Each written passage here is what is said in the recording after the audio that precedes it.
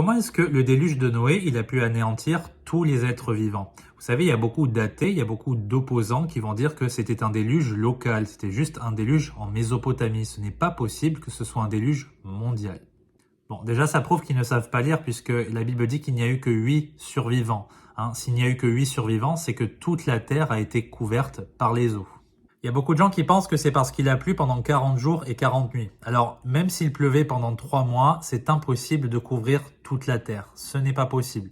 Ce qui a fait que, le monde entier a été couvert par les eaux et qu'aujourd'hui, on a les 2 tiers de la terre couverte par les eaux, c'est qu'il y a eu, en fait, les sources dans le grand abîme qui ont été ouvertes. Et ça se voit même encore aujourd'hui. Il y a des lignes, vous pouvez le voir, en fait, qui séparent les continents. Ce sont les sources qui ont été ouvertes.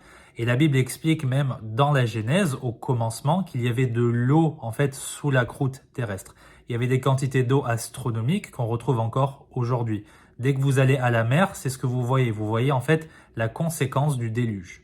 Donc même s'il y a des glissements de terrain locaux, des tremblements de terre, des éruptions volcaniques, ça ne peut pas détruire tous les animaux.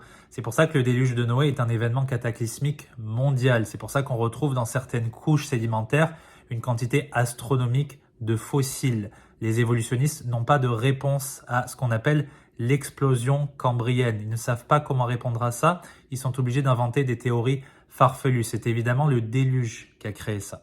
J'espère que ça vous aura intéressé. Que Dieu vous bénisse.